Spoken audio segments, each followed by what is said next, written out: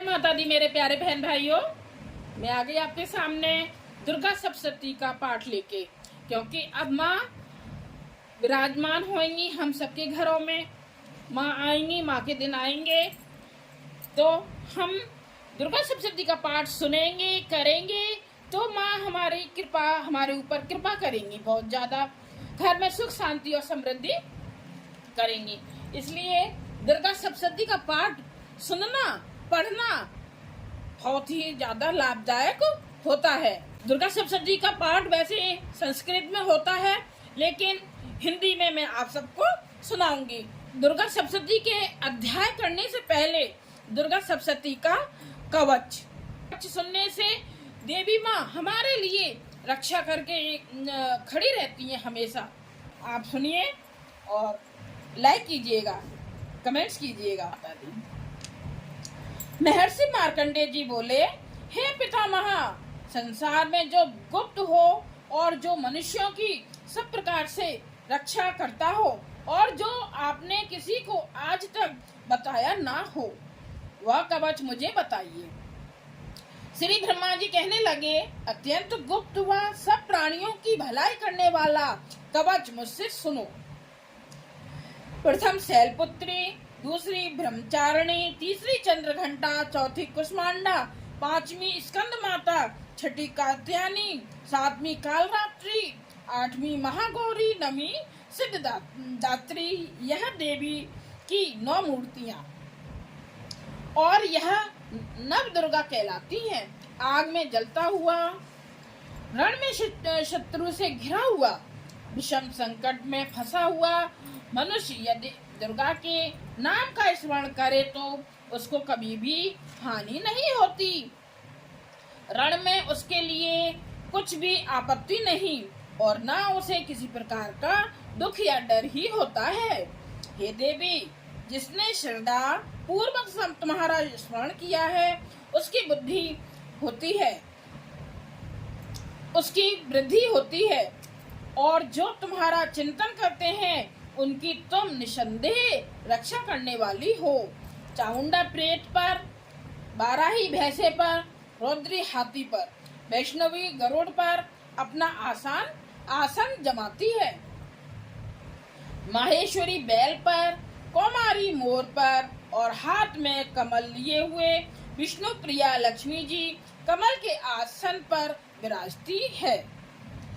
बैल पर बैठी हुई ईश्वरी देवी ने श्वेत रूप धारण कर रखा है और सब प्रकार के आभूषणों से विभूषित ब्रह्मी देवी हंस पर बैठती है और इस प्रकार यह सब देवियां सब प्रकार के योगों से युक्त और अनेक प्रकार के रत्न धारण किए हुए हैं।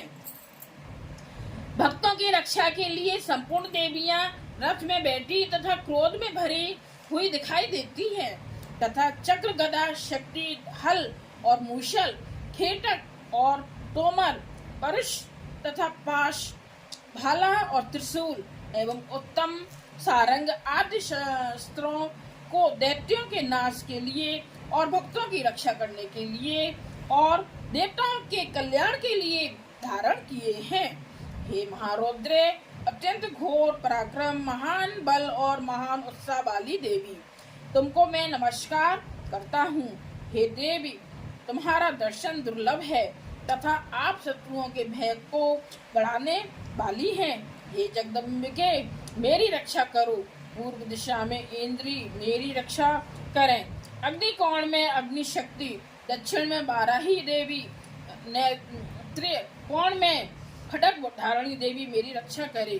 बारुणी, पश्चिम दिशा में वायु कोण में मृगवाहिनी, उत्तर में कौमारी और ईशान में शूल धारणी देवी मेरी रक्षा करें। ब्राह्मणी ऊपर की ओर से मेरी रक्षा करे और वैष्णवी देवी नीचे की ओर से मेरी रक्षा करे और इसी प्रकार शब पर बैठी चामुंडा देवी 10 दिशाओं में मेरी रक्षा करे। जया देवी आगे, विजया पीछे की ओर और अजिता बाईं ओर, अपराजिता दाहिनी ओर मेरी रक्षा करे।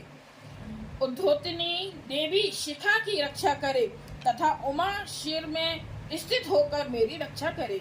इसी प्रकार मस्तक में मालाधारी देवी रक्षा करे और यशनी देवी मेरी बाहों का संरक्षण करे।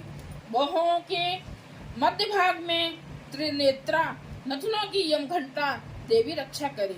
नेत्रों के मध्य में शंखनी देवी और द्वारवासिनी देवी कानों की रक्षा करे। कपोलों की कालिका देवी और कानों के मूल भाग की भगवती शांकरी रक्षा करे।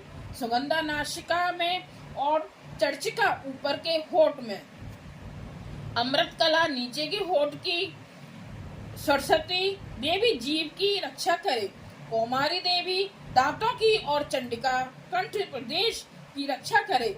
चित्र घंटा गले की घंटी की और महामाया तालु की रक्षा करे। कामाक्षी थोड़ी की सर्वमंगला वाणी की रक्षा करे। भद्रकाली गर्दन की और धनुर्धरी पीठ के मेरुदंड की रक्षा करे। कंठ के बाहरी भाग की नील ग्रीवा और कंठ की नली की नलकुबरी रक्षा करे। दोनों कंधों की खड़गनी और वरधानी मेरी दोनों बाहों की रक्षा करे। दंडिनी दोनों हाथों की ओर और अंबिका देवी समस्त अंगुलियों की रक्षा करे। सुलेश्वरी देवी संपूर्ण नखों की, कुलेश्वरी देवी मेरी कुछ की रक्षा करे। महादेवी दोनों स्तनों की शोक विनाशिनी मन की रक्षा करे। ललिता देवी हृदय की शूल धारणी उदर की रक्षा करे। कामनी देवी नाभि की, गुहेश्वरी गुहे स्थान की, पूतना और कामिका लिंग की और महेश वाहिनी गुदा की रक्षा करे। संपूर्ण इच्छाओं को पूर्ण करने वाली महाबला देवी दोनों जंघाओं की रक्षा करे। विंध्यावासिनी दोनों घुटनों की और तेजसी देवी दोनों पांवों के, पृष्ठ की श्रीधरी पांवों की, उंगलियों की, स्थलवासिनी तलुओं की और दंष्ट्रा करालिनी देवी नखों की, उद्धव केशनी केसों की, बागेश्वरी वाणी की रक्षा करे। रोमावलियों के छिद्रों की कोवेरी और त्वचा की बागेश्वरी देवी रक्षा करे। पार्वती देवी रक्त, मज्जा, बसा, मांस, हड्डी की रक्षा करे। कालरात्रि आंतों की रक्षा करे। मुक्तेश्वरी देवी पित्त की, पद्मावती कमल कोश की, चूड़ामणि कफ की रक्षा करे। ज्वालामुखी नसों के जल की रक्षा करे। अभेद्या देवी शरीर के सब जोड़ों की रक्षा करे। ब्रह्माणी मेरे वीर की और छितेश्वरी छाया की और धर्म धारणी मेरे अहंकार, मन तथा बुद्धि की रक्षा करे। प्राण, अपान, समान, उदान और व्यान की वर्जहस्ता देवी रक्षा करे। कल्याण शोभना मेरे प्राण की रक्षा करे। रस, रूप, गंध, शब्द और स्पर्श, इन विषयों का अनुभव करते समय योगिनी देवी मेरी रक्षा करे तथा मेरे सत्व गुण, रजोगुण, तमोगुण की रक्षा नारायणी देवी करे। आयु की रक्षा बाराही देवी करे।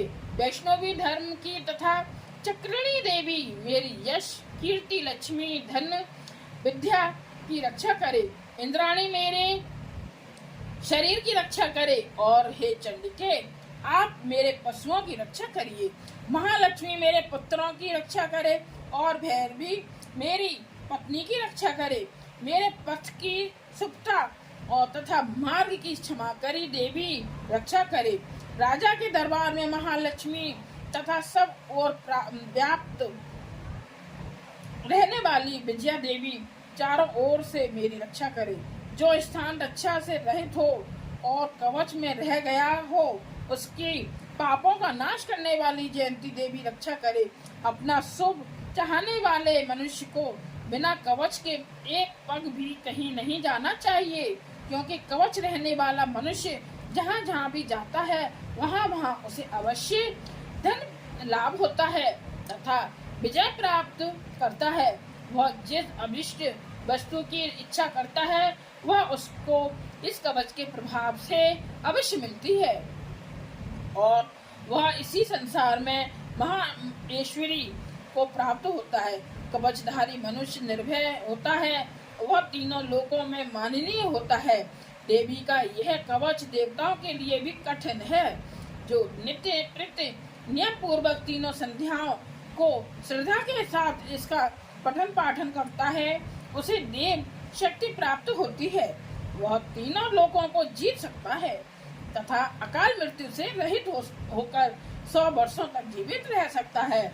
उसकी लूता, चर्म रोग, विस्फोटक आदि समस्त व्याधियों समूल नष्ट हो जाती हैं और स्थावर, जंगम तथा कृत्रिम विष दूर होकर उनका कोई असर नहीं होता है तथा समस्त अविचारक प्रयोग और इस तरह के जितने यंत्र, मंत्र, तंत्र इत्यादि होते हैं इस कवच के हृदय में धारण कर लेने पर नष्ट हो जाते हैं। इसके अतिरिक्त पृथ्वी पर विचरने वाले भूचर, नवचर, जलचर प्राणी उपदेश मात्र से सिद्ध होने वाले कोटि के देवता, जन्म के साथ प्रकट होने वाले देवता, कुल देवता, कंठमाला आदि डांकनी शांकनी, अंतरिक्ष में विचरने वाली अत्यंत बलवती भयानक डांकिनिया, ग्रह भूत, यक्ष, गंधर्व राक्षस, ब्रह्म राक्षस, बेताल, कुष्मांड और भैरव आदि अनिष्ट